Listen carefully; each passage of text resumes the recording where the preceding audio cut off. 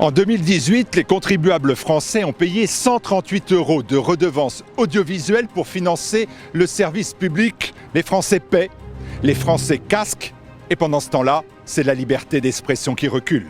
Alors, avant le 31 décembre de cette année, donnez-nous la valeur de cette redevance pour augmenter la portée de la voix de TV Liberté, pour que vos impôts aillent réellement à vos idées. Aidez-nous à porter la voix de la résistance, la voix de la dissidence. Aidez-nous à défendre vos idées.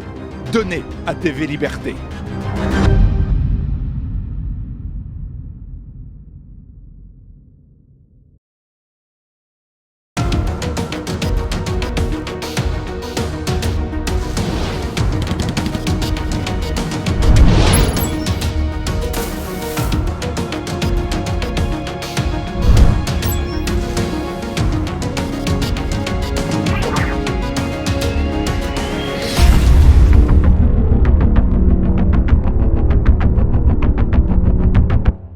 Bonjour, bienvenue à l'émission Géopole. Je reçois aujourd'hui l'écrivain Batior. Bonjour madame.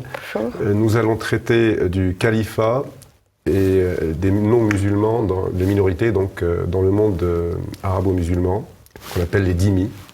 Donc Batior est une spécialiste de ces sujets, des minorités donc, dans le monde musulman. Elle a écrit des dizaines de livres sur ce sujet depuis plusieurs années. Et donc, qui ont été des livres qui ont été traduits dans plusieurs langues, qui sont réputés sur ce sujet-là. Elle est une des meilleures spécialistes de ce qu'on appelle la dhimmitude. On va parler de ce sujet, commencer par expliquer et définir ce qu'est la dhimmitude. Donc, nous allons faire cette émission, comme d'habitude, en deux parties. Dans une première partie, nous allons traiter du statut des minorités dans le monde musulman. Et dans une deuxième partie, du spectre du califat, donc de l'islamisme en Europe. Et donc, c'est le sujet donc, d'un des derniers livres de Batior, L'Europe et le spectre du califat, édité aux éditions Les Provinciales. Je présente aujourd'hui trois de ces titres. Un autre qui s'appelle Le dhimmi, donc toujours chez le même éditeur, Les Provinciales, et un troisième qui est une autobiographie politique qui s'appelle Batior, même éditeur, Les Provinciales. Voilà, donc c'est les deux sujets qu'on va traiter aujourd'hui, ce sont les dhimmis et l'Europe et le spectre du califat. Et donc, pour commencer cette émission, je voudrais que vous donniez une définition brève de ce qu'est un dhimmi, parce que tous les téléspectateurs, certains en ont déjà entendu parler à plusieurs reprises, mais il y a une sorte de confusion, parce que tantôt on présente le dhimmi comme une sorte d'esclave dans le monde musulman, tantôt on dit que c'est un protégé, entre guillemets. Et puis même certains vont jusqu'à nous expliquer que c'est une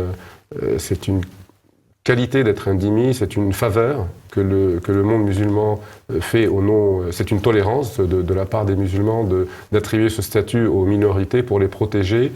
Et même certains iront jusqu'à dire, de comparer le statut du dhimmi au statut suzerain vassal qui existait en Occident au Moyen-Âge. Une sorte l'un faisant allégeance à l'autre et l'autre le protégeant. Alors, si vous pouvez nous donner la vraie définition de ce qu'est un dhimmi dans le monde musulman. Il y a un peu de vrai dans chacune de ces définitions, excepté celle qui décrit le dhimmi comme un esclave. Il n'est pas un esclave. Mais son statut est naturellement un statut discriminatoire. Mais cela apparaît dans beaucoup de sociétés humaines et il faut se reporter donc à l'origine de l'islam. Et on ne parlait pas des droits de l'homme à cette époque, donc au 7e siècle. Mais le dhimmi est en effet protégé, mais il est protégé dans le contexte d'une guerre d'extermination.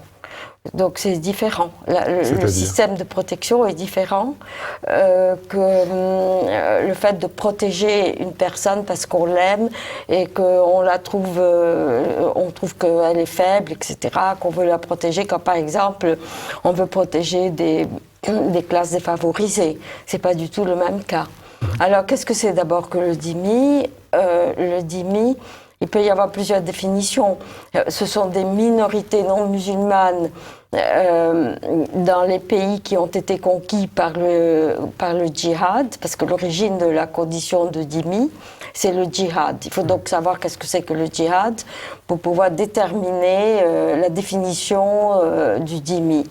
Alors donc ces populations qui ont été conquises par la guerre, par le djihad, avaient des minorités religieuses, ou bien ces populations représentaient de vastes majorités, de grandes majorités, comme par exemple les chrétiens dans l'Empire byzantin, sur les deux rives de la Méditerranée, qui représentaient la majorité de la population, avec des enclaves minoritaires comme les Juifs ou bien d'autres populations, les Yézidis, etc. Donc on peut peut-être rappeler que pendant des siècles, le conquérant musulman était minoritaire, donc avait le pouvoir mais était minoritaire, et dans ces régions-là, les chrétiens notamment, mais il y avait d'autres, il y avait effectivement des populations juives ou d'autres comme les Yazidis, mais les chrétiens sont restés majoritaires pendant des siècles et donc étaient gouvernés, n'étaient finalement pas des minorités, c'était la majorité soumise. Exactement.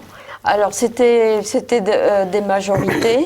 des majorités qui disposaient à l'origine, avant la défaite, d'une armée, d'institutions politiques, d'une culture, d'une langue, d'une religion, et qui néanmoins, au bout de quelques siècles, apparaissent comme des minorités tolérées.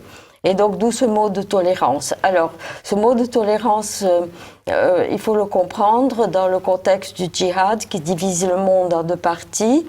Le Dar el-Harb, d'abord le monde de l'islam où doit régner la paix et la justice parce qu'il est gouverné par la charia. Et le monde de l'incroyance, de la mécréance, le Dar el-Harb, c'est-à-dire la région de la guerre, qui est une région où vivent les peuples justement non musulmans, qui refusent l'application du djihad et l'islam.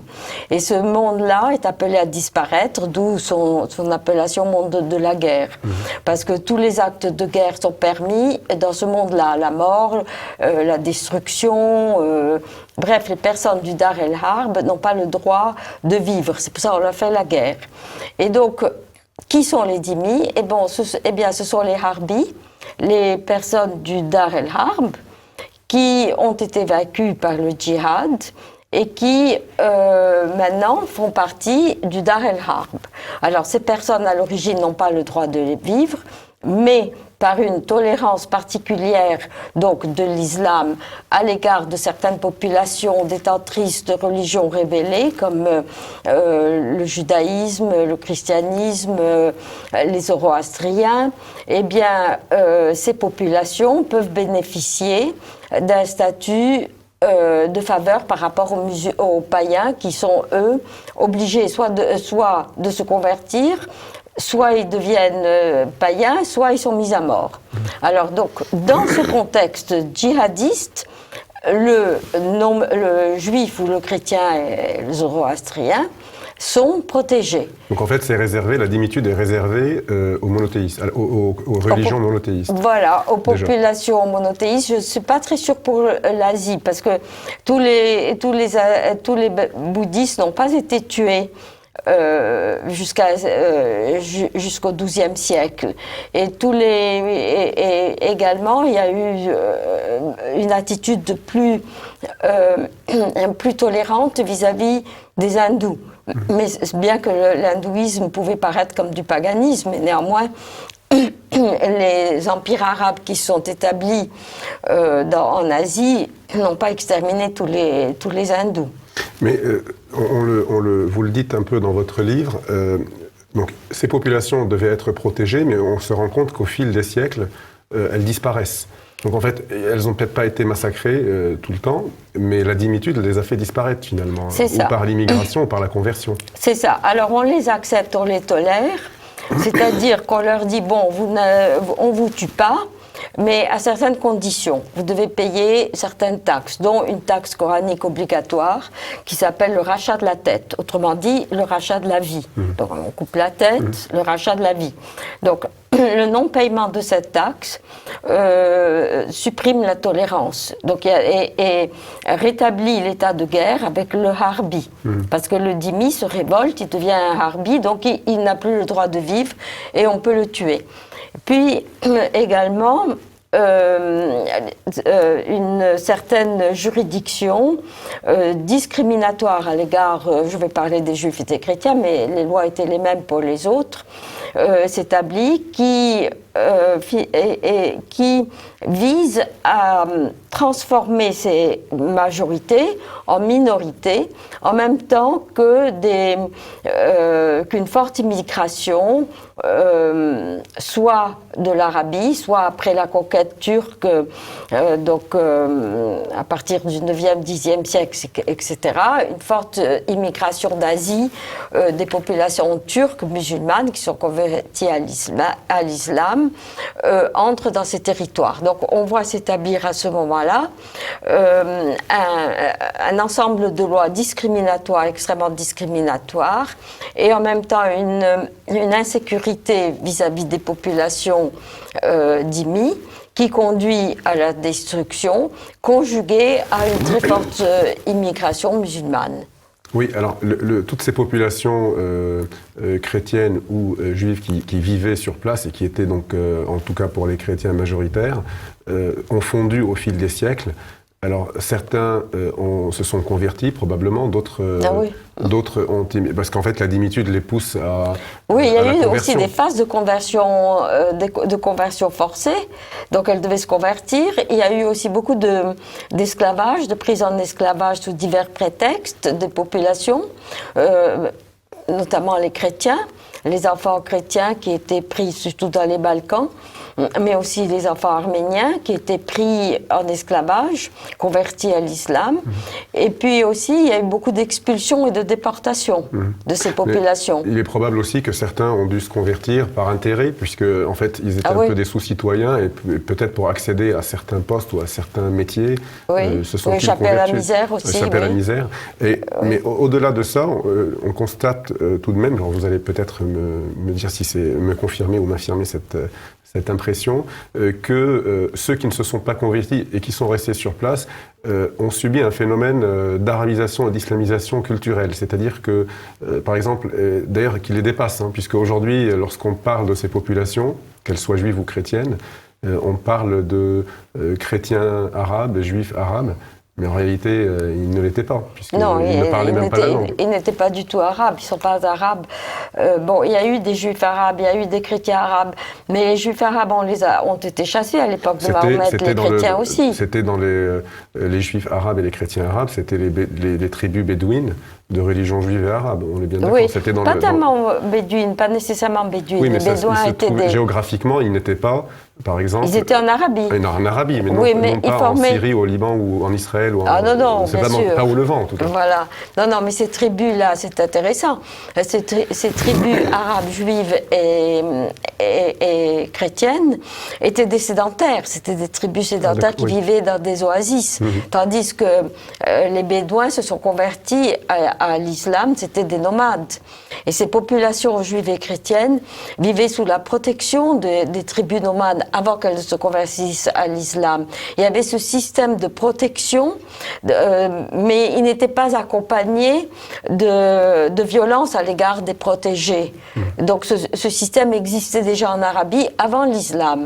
Mais aujourd'hui, les populations chrétiennes en Syrie, au Liban, même au-delà du monde arabe, en Turquie par exemple, le peu qu'il en reste, se considèrent elles-mêmes sans s'en rendre compte comme, en tout cas en ce qui concerne le Levant, comme des populations arabes, pas toutes, pas au Liban peut-être, mais en Syrie, ou en Jordanie, ou en Égypte. Peut-être les Coptes non plus, peut-être ils ont encore un sentiment identitaire, mais on les pousse vers ça. C'est-à-dire, en tout cas en Occident, elles sont perçues, ces populations, comme une population chrétienne arabe, alors que ni les Coptes, ni les Levantins de religion juive ou chrétienne... Ni les Arméniens. Ni les Arméniens. Enfin, les Arméniens, ils ont conservé comme ils ont conservé leur langue. Viennent, parce qu'ils vivent dans un milieu arabe. Les Arméniens de Syrie, par exemple, après leur déportation, après le génocide, ils ont fui, ceux qui ont pu échapper au génocide, ils ont été en Syrie.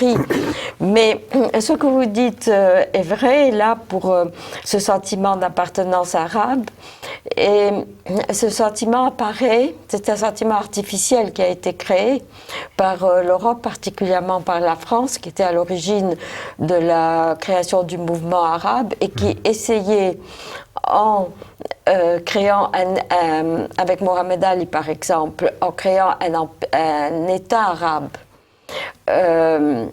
de pouvoir supprimer par une conception laïque, unifiante, qui serait l'arabisme, de pouvoir unifier les chrétiens et les musulmans. Et la France a beaucoup poussé à l'arabisme. Elle a d'ailleurs soutenu Mohamed Ali, qui n'était pas du tout un arabe, à se prétendre, à vouloir créer un empire arabe et qu'elle contrôlerait contre l'empire ottoman, qui était contrôlé par l'Angleterre. Donc il y a toujours ces rivalités bien sûr. européennes. Bien sûr, entre la France et l'Angleterre notamment, mais le nationalisme arabe, les premiers penseurs du nationalisme arabe étaient des chrétiens orthodoxes. Oui. Et en fait, sous l'Empire ottoman, finalement, avant l'essor du nationalisme arabe, ces populations chrétiennes ou juives, ou enfin non musulmanes en tout cas, avaient un statut particulier dans l'Empire ottoman. Elles n'appartenaient pas à une nation arabe. Et c'est à partir de l'essor du nationalisme arabe, pensé d'abord par des chrétiens orthodoxes, que ces populations, certaines d'entre elles en tout cas, ont cru finalement appartenir à cette nation arabe. Et puis on se demande, c'est là où je viens à ma question, on se demande si ce n'est pas, peut-être à tort, parce que tout ça a fait faillite finalement, mais peut-être à tort, certains penseurs chrétiens, notamment orthodoxes, comme je l'ai dit, donc fondateurs un peu du nationalisme arabe au niveau intellectuel, après les masses musulmanes ont suivi, pensait-il que profiter de cette idéologie nationaliste, copiée d'ailleurs sur la France, oui, sur le laïcisme, etc. Mais peut-être ont-ils pensé qu'en imposant cette laïcité nationaliste arabe, ils pourraient eux s'élever au niveau de leurs voisins musulmans. Mais, oui, de leurs dominateurs, de leurs oppresseurs, bien sûr. La littérature arabe, d'ailleurs, a été reprise, développée, etc., par les chrétiens arabes. Oui, absolument. Mais il faut dire que ces chrétiens ont opté pour le nationalisme arabe parce qu'après un traumatisme très violent, qui a été causé par des massacres, les massacres de 1840 et 60 de chrétiens au Liban et en Syrie. Et donc, c'est à partir de là, de ce moment-là, qu'on a commencé à penser comment faire pour unir, pour prévenir de nouveau ces massacres. Il faut peut-être créer un mouvement qui réunisse les chrétiens et les musulmans, un mouvement laïque, mais les musulmans étaient toujours hostiles. Oui, cette entreprise a échoué finalement. Ben oui, il a échoué. C'est évident qu'il a échoué. Il y a eu une tentative au Liban, en tout cas, au début de la création du Grand Liban, de se détacher de la nation arabe. Enfin, les chrétiens au Liban, qui sont une exception par rapport aux autres chrétiens du monde arabe, puisque les autres chrétiens du monde arabe, et notamment en Syrie, se sont engouffrés dans le nationalisme arabe. Oui. Il n'y a qu'au Liban qu'en 1920, avec le Grand Liban, que l'Église maronite et beaucoup de partis politiques chrétiens ont essayé de se détacher du nationalisme arabe. Et puis on se rend compte, à partir de l'indépendance de 1943, que de cette période jusqu'à la guerre civile libanaise, l'histoire est jalonnée de concessions de la part des chrétiens par rapport au nationalisme arabe sans retour. C'est-à-dire, bien sûr, parce que ça ne pouvait pas réussir le nationalisme arabe pour les chrétiens. Parce que depuis Mahomet, qui sur son lit de mort, paraît-il, a réclamé l'expulsion des juifs et des chrétiens et des autres religions d'Arabie, l'arabisme, en disant que les arabes ne peuvent être que musulmans. Donc depuis cette époque, on ne peut pas être, et d'ailleurs Kadhafi l'a répété, il n'y a pas d'arabes chrétiens. Le fondateur du parti Baas, Michel Aflaq, né chrétien orthodoxe, s'est converti. Et s'est converti. À la fin pour être en conformité avec sa pensée, finalement. Exactement. Et puis l'arabisme est très fortement lié à l'islam. Donc, pour un chrétien, c'est impossible, dont les racines sont la Bible, il est impossible de se considérer, c'est une déchirure interne, c'est une contradiction, mais ces populations, d'autant plus que le nationalisme arabe a été aussi conçu comme une alliance entre les chrétiens et les musulmans contre le sionisme, et que certains chrétiens, parce que tous les chrétiens du Proche-Orient n'étaient pas antisionistes, bien au contraire, beaucoup de chrétiens considéraient, comme par exemple l'évêque, le patriarche Arida. Absolument, oui, même le patriarche, en fait, tous les grands... Moubarak aussi. Absolument, oui, absolument. Rappelons juste aux téléspectateurs que ce sont vous parlez de l'évêque de Beyrouth, du patriarche maronite, donc l'évêque maronite de Beyrouth, qui, dans les années 30, 20, 30, 40, faisait des déclarations en faveur du sionisme, absolument, qui considérait que toutes les minorités doivent s'unir face aux dangers islamiques. D'ailleurs, les partisans du Grand Liban, au départ, voulaient s'allier avec le sionisme, et l'ont fait d'ailleurs pendant la guerre civile libanaise, face à la puissance voisine. Et les chrétiens d'ailleurs ont protégé les Juifs pendant la guerre de 48 au Liban. Oui, absolument. Et ils ont toujours voulu garder un Liban de droit, un Liban démocratique. J'admire les chrétiens libanais parce que justement d'abord ils ont eu cette force spirituelle et aussi cette force courageuse de pouvoir résister dans leurs montagnes à l'islam et à la dhimitude. Ils n'ont jamais été des dhimmis et ils avaient cette fierté en eux. Et puis aussi, durant les années 40, 48 et 50 et jusqu'à notre époque, comment ils ont pu quand même, emportés par une tourmente absolument effroyable et criminelle, ils ont pu quand même essayer de défendre leur honneur. Et donc... oui, alors... on se demande pour le reste, lorsqu'on regarde de près, notamment en Syrie par exemple, les chrétiens de Syrie ou d'Irak, alors maintenant peut-être moins en Irak parce qu'il y a un réveil identitaire syriaque, j'allais dire, puisque depuis que le régime de Saddam Hussein est tombé, ils se sont rendus compte finalement qu'on les a utilisés et que c'est ce que nous a dit à ce plateau un représentant des Syriaques d'Irak. Maintenant, ils se battent pour eux-mêmes et non plus pour les partis nationalistes arabes. Il y a une armée aujourd'hui syriaque indépendante pratiquement en Irak, mais on voit toujours en Syrie tout de même une forte majorité de la communauté chrétienne, notamment orthodoxe, parce qu'il y a toujours des petites différences entre les communautés syriaques catholiques ou grecques catholiques ou orthodoxes en Syrie. Ce n'est pas du tout les mêmes milieux sociaux d'ailleurs. Voilà, donc dans les milieux orthodoxes, il y a toujours un fort sentiment nationaliste arabe et on a l'impression que c'est une sorte de syndrome de Stockholm. Parce que finalement, quand on regarde de près, ils ne sont que le dhimmi du régime national bassiste. Leurs droits, finalement, ils n'ont des droits que pour le bon vouloir de leur dictateur. Mais vous savez, ces communautés, on ne peut pas les juger. Parce qu'elles ont passé par la condition de la dhimitude, qui est certainement une condition de destruction totale de l'individu, et parce qu'elle fait vivre, excusez-moi, dans la peur constante. Non seulement la peur pour sa vie, mais aussi pour sa famille, pour ses enfants qui sont souvent pris en esclavage, qui disparaissent, les femmes violées, les filles violées, etc. Et il n'y a pas de droit. C'est intéressant ce que vous dites parce que souvent on nous donne comme exemple, pour justifier des politiques internationales, les déclarations de certains évêques ou patriarches d'églises minoritaires en Orient, les Chaldéens, les Grecs catholiques, les Syriaques, des déclarations de leur part en faveur du régime en place.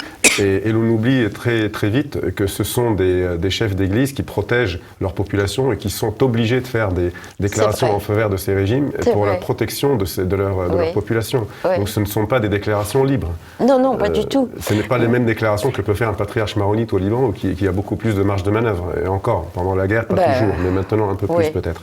Donc, voilà, mais je voulais vous dire que ces pauvres patriarches, et que ces populations chrétiennes ont été également les victimes de l'Europe, parce que après la Première Guerre mondiale, quand ces populations réclamaient un territoire, après avoir subi un génocide comme les Assyriens, les Grecs, les Chaldéens, les Arméniens, réclamaient de l'Europe la reconnaissance d'un territoire où ils pourraient vivre de façon autonome et en sécurité. L'Europe a refusé.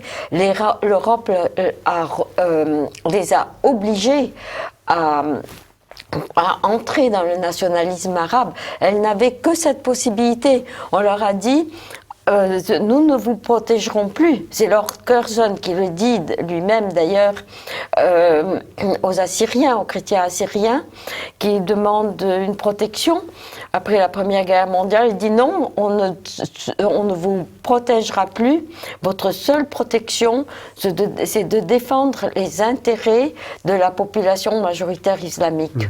D'ailleurs, on l'a vu avec le génocide arménien, puisque l'armée française qui s'était portée à leur secours avait reçu l'ordre de se retirer. C'était donc à la fin du génocide, lorsqu'elle était intervenue à la fin de la Première Guerre mondiale. Donc l'ordre était donné de se retirer et de laisser faire. Ben oui, c'est ça. On a laissé faire, c'est pas la première fois. En fait, ce n'est pas la dernière fois non plus. La nouvelle Turquie, la nouvelle République turque se déployer. Voilà.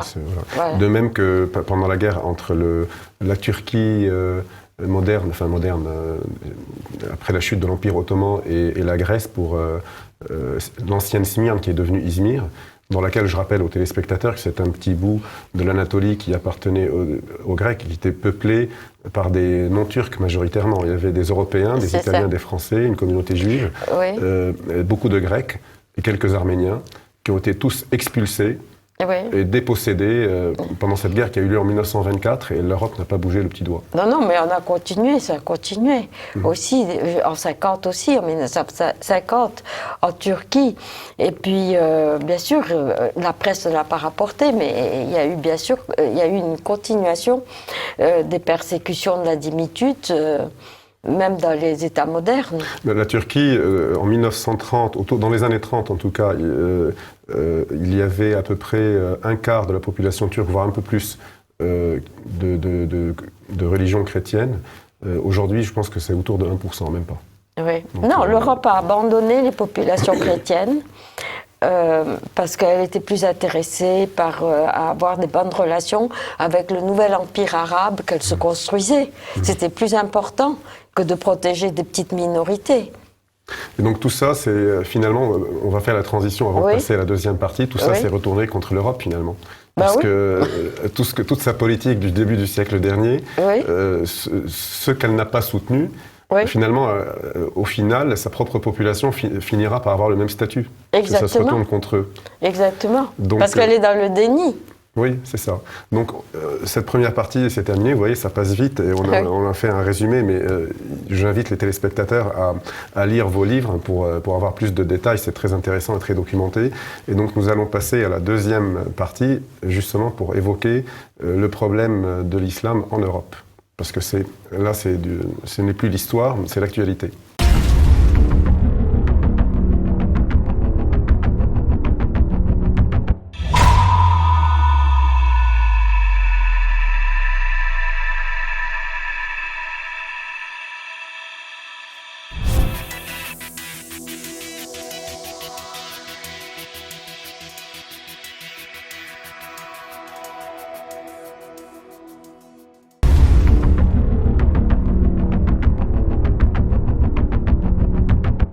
Donc voilà, nous allons aborder maintenant cette deuxième partie sur l'Europe.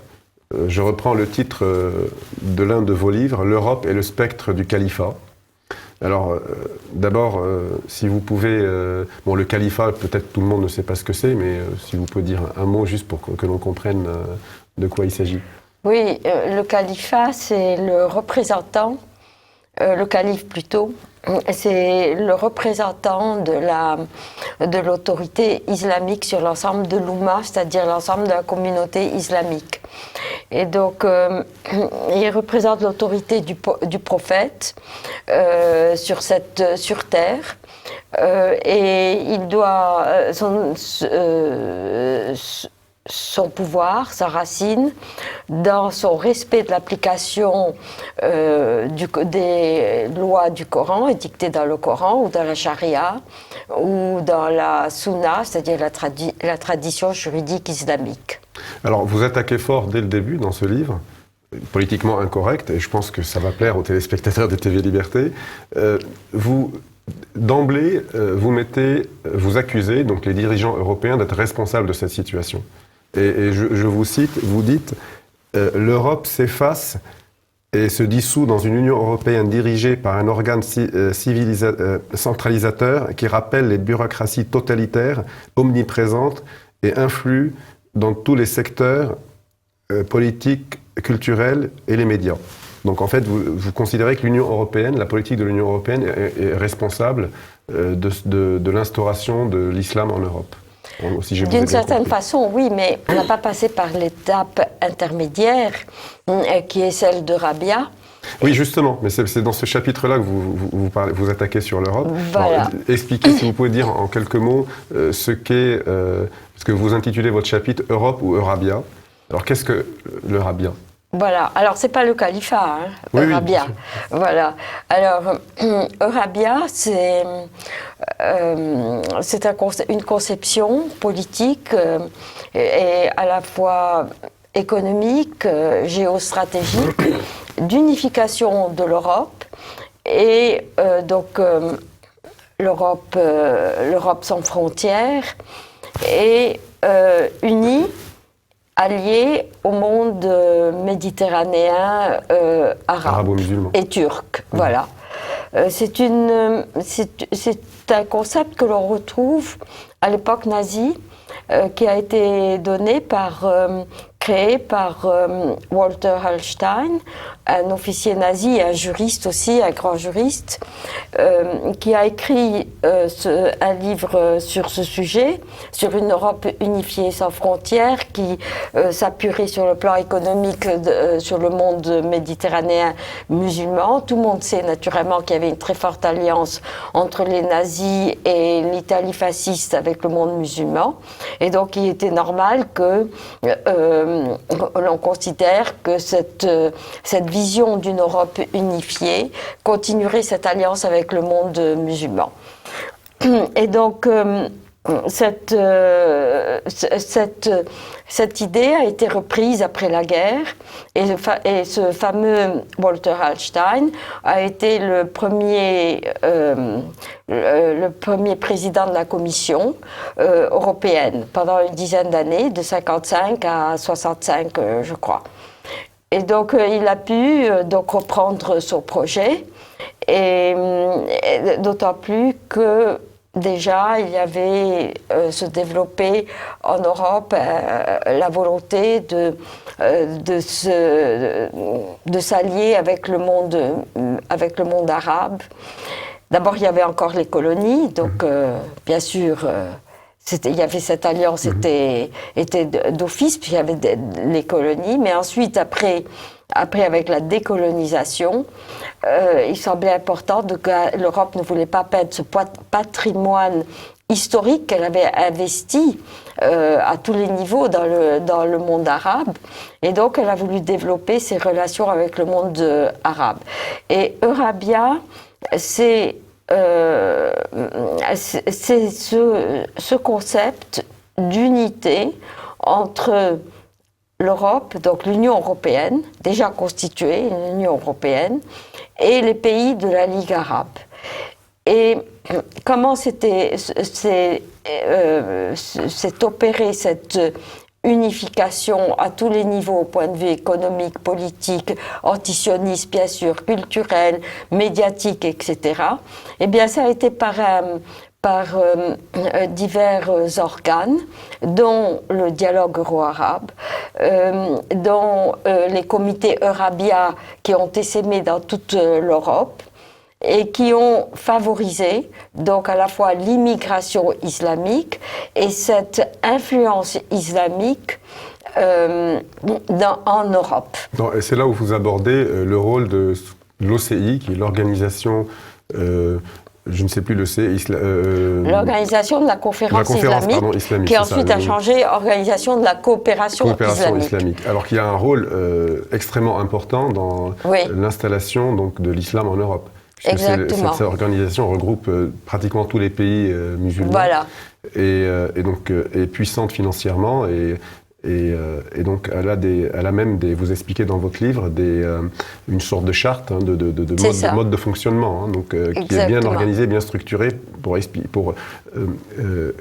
réislamiser peut-être les populations immigrées qui ne le sont pas assez, et surtout conserver leur identité culturelle et religieuse. Exactement.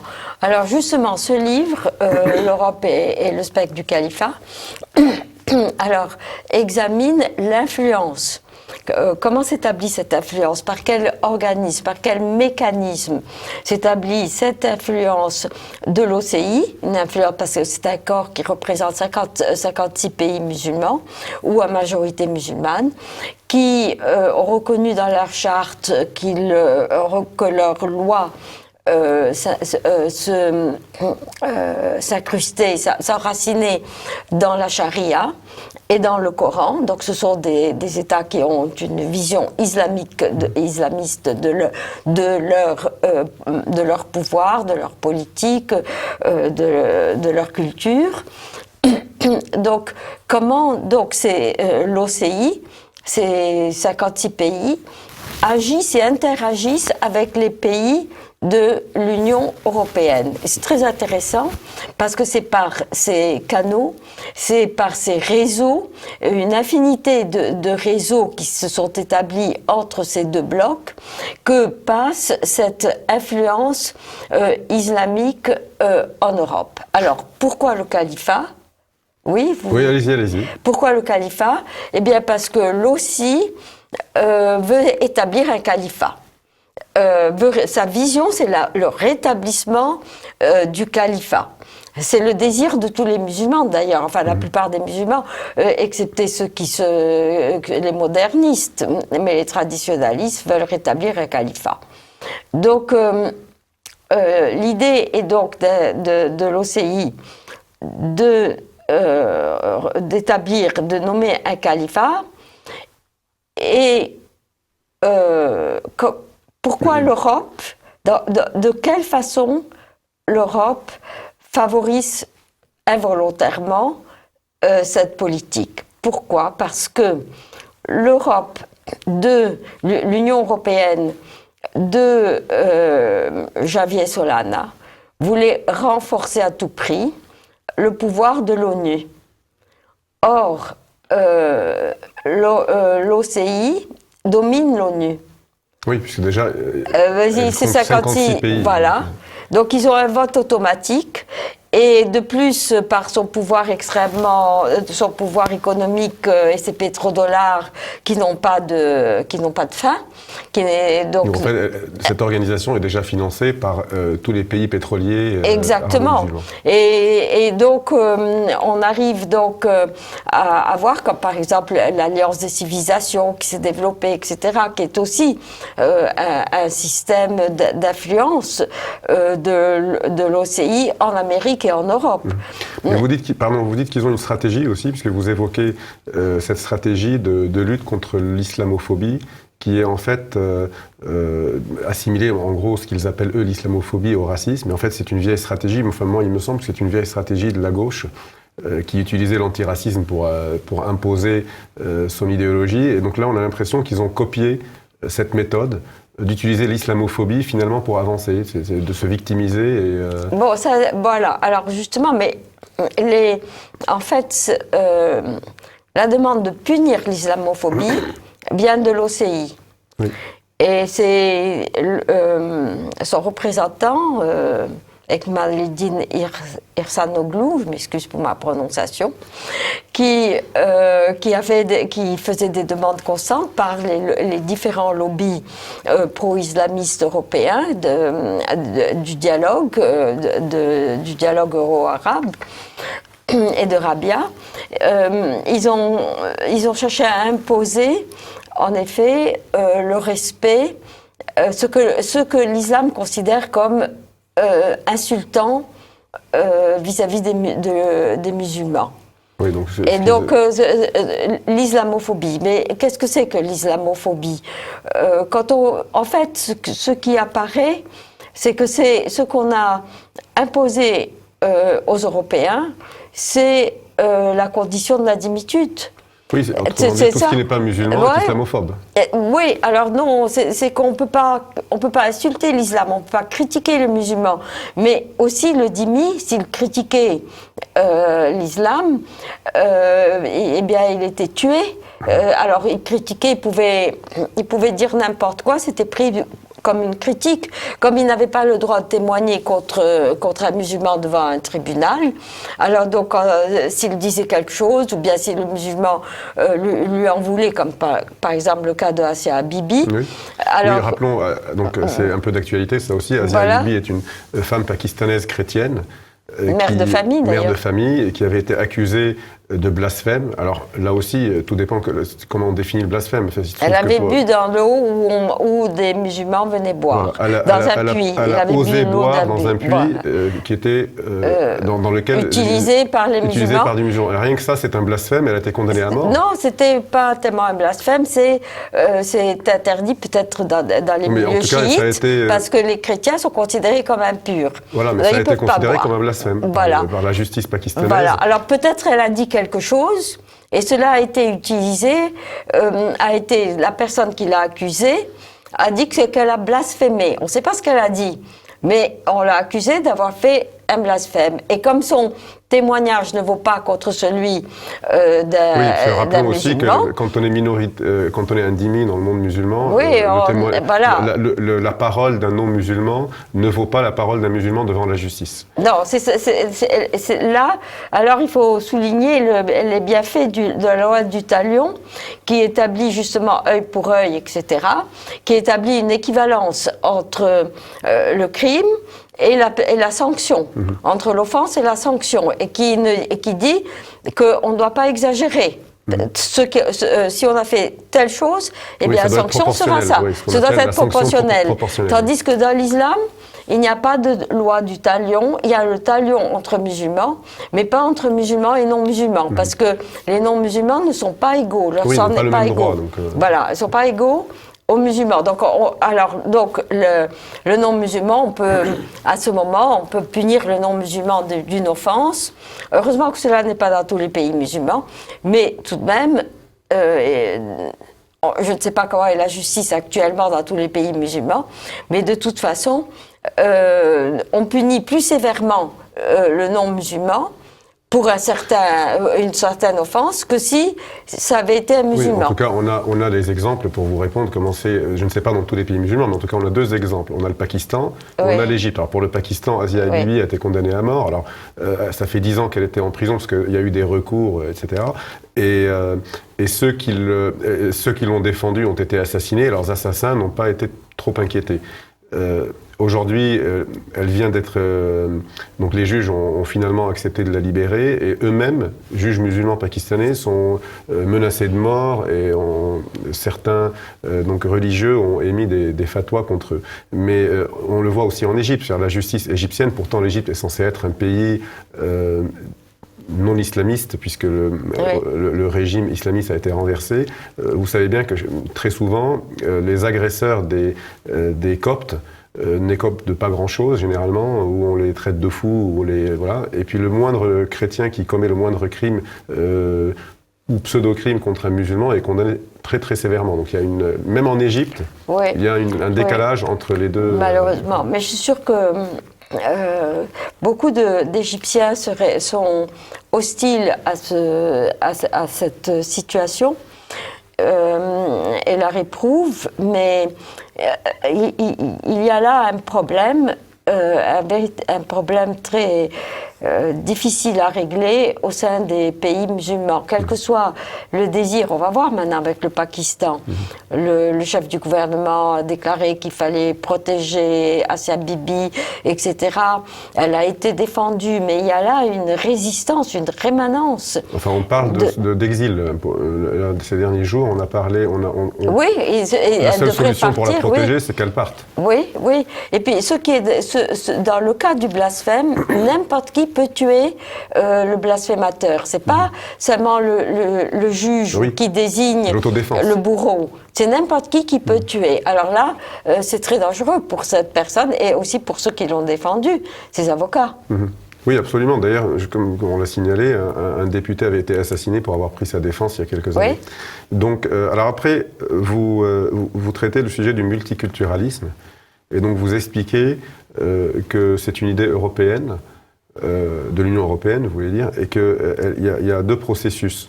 De ce que vous dites dans votre livre, il y a un processus le premier qui était censé faire une intégration européenne entre différentes cultures européennes, mais là, ça ne posait pas trop de problèmes parce que finalement, elles sont très proches. Ces cultures européennes, c'est plus ou moins la même religion, même histoire culturelle, plus ou moins. Et puis le deuxième processus, c'est le multiculturalisme avec l'islam.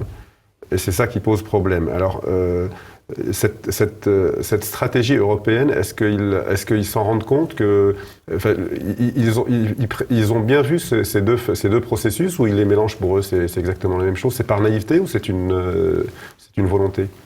Vous ne savez pas? D'abord, les dirigeants qui nous gouvernent ne sont pas naïfs. Les politiciens ne sont pas naïfs. Loin de là. Parce qu'on se demande parfois si c'est de la naïveté ou si c'est... Non, il n'y a aucune naïveté et il n'y a aucune ignorance. Parce qu'ils sont mieux au courant que nous des réalités sur le terrain. Donc, non, c'est par incompétence, tout simplement. Parce qu'ils n'arrivent pas... Parce qu'ils se sont trop engagés dans ce processus d'islamisation de l'Europe, de multiculturalisme, de mélange des populations. Il y a là une vision communiste, où on détruit les frontières, c'est l'humanité, tout le monde est frère, tout le monde s'aime. Donc, je crois que c'est une vision irénique, tout à fait incompétente et irresponsable. Et je voudrais revenir sur une chose pour le califat. Oui. Et je voulais vous dire que pour l'OCI, le siège du califat sera à Jérusalem, dans la Jérusalem, capitale de la Palestine. Voilà. Donc quand on voit... Le califat européen. Ou le califat mondial. Le califat mondial. Bien sûr, bien sûr. Parce que le siège de l'OCI, qui sera le califat, sera installé au lieu de Jeddah où il se trouve actuellement. Il sera, et c'est dans leur charte que vous trouvez dans ce livre, il sera déplacé à Jérusalem. Alors à ce moment, on verra quelle sera la situation de l'église du Saint-Sépulcre et des églises. Et quelle sera la condition des chrétiens qui vivront dans la capitale du califat. Oui, c'est intéressant ce que vous évoquez là, parce que vous le dites dans votre livre. On se demande pourquoi il ne voudrait pas que le califat soit à Médine ou à la Mecque, par exemple. Et vous expliquez, et c'est là où il y a un petit passage dans votre livre où vous expliquez pourquoi il y a une fixation sur la Palestine et sur Jérusalem par rapport dans l'islam, parce que finalement, ce n'est pas grand-chose dans le monde musulman. C'est un tout petit bout de territoire. Bon. Ce n'est pas, comme vous le dites dans votre livre, le prophète n'y a jamais mis les pieds. C'est très peu. On n'en a même pas parlé. On n'en a même pas parlé. Alors, il s'est inspiré de la Bible. En essayant, voilà. Donc c'est peut-être vous faites un lien avec ça parce que finalement, on va pas rentrer dans le détail du problème israélo-palestinien, mais enfin des pays, des conflits territoriaux, il y en a partout dans le monde, des populations qui ont remplacé d'autres, admettons que ça soit le cas, et il y en a eu partout dans le monde. Vous venez d'évoquer les Turcs. qui ont envahi l'Anatolie et qui ont remplacé l'Empire byzantin, mais il y a aussi les Européens qui ont envahi l'Amérique et qui ont remplacé les Indiens. Et on peut aller comme ça en Afrique, dans le monde entier, ça existe. Bien sûr. Et pourquoi cette fixation sur ce petit bout de territoire? Alors vous avez votre petite explication par rapport à l'islam, non? Oui, bien sûr, parce qu'il y a une contradiction entre le Coran et la Bible. Ce débat, cette guerre n'est pas seulement une guerre de terrain, parce que qu'est-ce que c'est que la Palestine? C'est rien du tout. On n'y trouve rien. Enfin, la Palestine, la terre d'Israël. Oui. Mais pourquoi veut-on absolument détruire Israël? Et ce désir existe également en Europe, puisque l'Europe soutient la Palestine contre Israël. Une politique absolument visant à la destruction, à la continuation de la Shoah, à l'extermination du peuple juif. Parce que c'est ça la vision des Palestiniens et de l'OLP, et c'est ce que soutient l'Europe. Alors, donc, qu'est-ce que signifie cette guerre, cette opposition à Israël? Eh bien, c'est parce que le Coran a islamisé les personnages de la Bible. Certains personnages... Oui. Même le Christ, d'ailleurs. Voilà. Même le Christ est un prophète musulman, finalement, alors, voilà. qui a prévu la venue du prophète Mahomet. Voilà. Alors, le prophète musulman Jésus, il est différent du prophète hébreu, et il a aussi une fonction, un devoir à la fin des temps, c'est de détruire l'Église, de détruire le christianisme, c'est-à-dire les adhérents du Jésus hébreu. Et il y a donc une contradiction entre ces deux Jésus, le Jésus qui est mort sur la croix et qui était juif, et le Jésus qui était musulman. Parce que, en fait, toute l'histoire d'Israël dans le Coran, c'est une histoire islamique, puisque Jésus... Oui, ils ont transformé totalement... Voilà, donc voilà. Alors, le conflit qu'il y a actuellement en Israël, parce que c'est pas seulement un conflit contre les Juifs, c'est un conflit aussi contre les chrétiens. C'est un conflit entre le Jésus musulman, qui est un prophète, bon, on pourrait dire que c'est un prophète, pourquoi pas, et le Jésus... le Jésus chrétien de la Bible, du Nouveau Testament. Et éliminer l'État d'Israël, reconnaître la Palestine en établissant le califat à Jérusalem, c'est reconnaître aussi la véracité du récit coranique contre le récit biblique. D'accord. C'est dire que, comme le fait l'Europe, que c'est l'esplanade des mosquées, comme si Jésus avait été prié dans une mosquée et non pas dans un temple. C'est donc une vision, l'Europe parle ainsi en islamisant les sites juifs, elle entre dans le langage islamique, elle adhère déjà, c'est ça aussi la dimitude. Elle ne se rend pas compte. Elle adhère au narratif musulman et rejette entièrement la Bible. Bon, vous pourrez me dire, l'Europe se dégager du christianisme, pourquoi pas? L'Europe se racinera dans l'islam. Et il y a beaucoup d'Européens qui veulent en effet rejeter entièrement le judaïsme, héritier donc du nazisme qui voulait détruire cette église judaïsée. C'est ça, oui, parce que finalement, le christianisme était perçu comme une religion juive pour le nazisme. Voilà, pour le nazisme. Donc, c'est la continuation de du nazisme qui nous suit toujours, mais qui n'est pas là où on prétend qu'il est.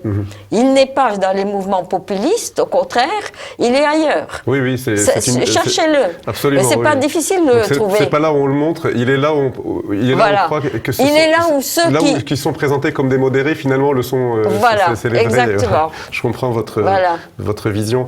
Alors, on peut d'ailleurs, juste pour conclure sur ce sujet, rappeler aux téléspectateurs que la fameuse mosquée à Jérusalem était une église auparavant. avant. Bah oui. Ce n'était pas une mosquée, c'était une église, comme beaucoup de mosquées transformées en église, d'ailleurs, que ce soit dans cette région, en Turquie ou au Liban ou ailleurs. Alors, il nous reste peu de temps. Je voulais aborder le problème médiatique avec vous, parce que vous l'abordez dans votre livre. Et donc, vous accusez plus ou moins les médias d'être complices de cette situation, puisque, par exemple, vous dites qu'ils ne prononcent jamais le mot dhimmi. Non, vous parlez des universités, pardon. Vous dites que ce mot n'est jamais utilisé dans les universités, non, même dans les médias. C'est moi qui prononce sur les médias. Non grata. Hein. Oui. Je suis. Vous parlez depuis longtemps de ce sujet. Vous avez écrit votre premier livre sur les dhimmi il y a très longtemps. Moi, je me souviens, je l'ai lu. J'étais encore très jeune. Donc, le mot n'est jamais prononcé. C'est un mot tabou.